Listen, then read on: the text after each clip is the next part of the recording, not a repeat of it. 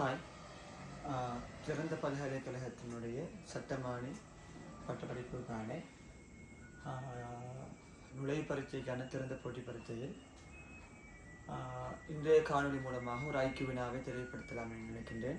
இன்றைய காணொலியில் ஒரு பாஸ் பேப்பர் வினா 2015ஆம் ஆண்டு பரீட்சையில் இடம்பெற்ற ஒரு பாஸ் பேப்பர் வினாவையும் தெளிவுபடுத்தலாம் என விரும்புகின்றேன்.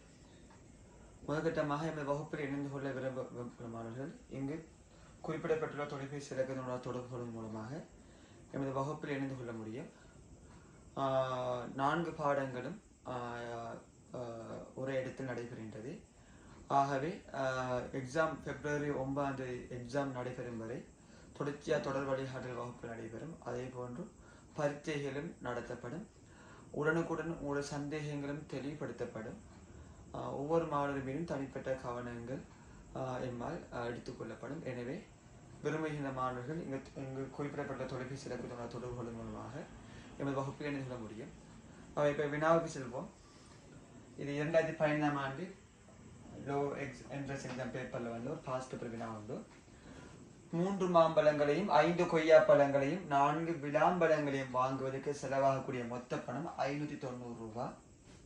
அதே போன்று 3 மாம்பழங்களையும் 1 கொய்யா பழத்தையும் 2 விளாம்பழங்களையும் வாங்குவதற்கு செலவாகக்கூடிய மொத்த பணம் வந்து 310 ரூபாய். இந்த 2 தடவை தரப்பட்டி 2 தந்து போட்டு கேட்கான்.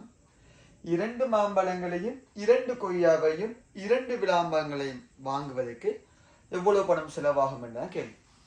அப்ப இப்படியான கேள்வி வரக்குள்ள பிள்ளைகள் நீங்க அமைச்சுக்கும் ஒண்ணுமில்லை. பெரும்பாலும் 2 தொடர்கள் 2 சாம்பாடுகள் தரப்படும். அந்த 2 சாம்பாடுகளை ஒன்றை கூட்டி பார்க்கணும், கழிச்சு பார்க்கணும். கூட்டல் மூலமாகவோ கழித்தல் மூலமாகவோ நம்ம அந்த கேள்வி இலகுவாக அணுக முடியும். அவன் இந்த 2 சாம்பாடு முதலாவது தரவையும் 2வது தரையும் கூட்டுறேன். சரி, கூட்டக்குள்ள நமக்கு இதை கூட்டும் மூலம் விலங்கு வந்து 3 மாம்பழம் வந்து 6 மாம்பழம் வரும். 6 மாம்பழம். அதே மாதிரி 5 கொய்யாவும் 1 கொய்யா வந்து 6 கொய்யா வரும். 6 கொய்யா.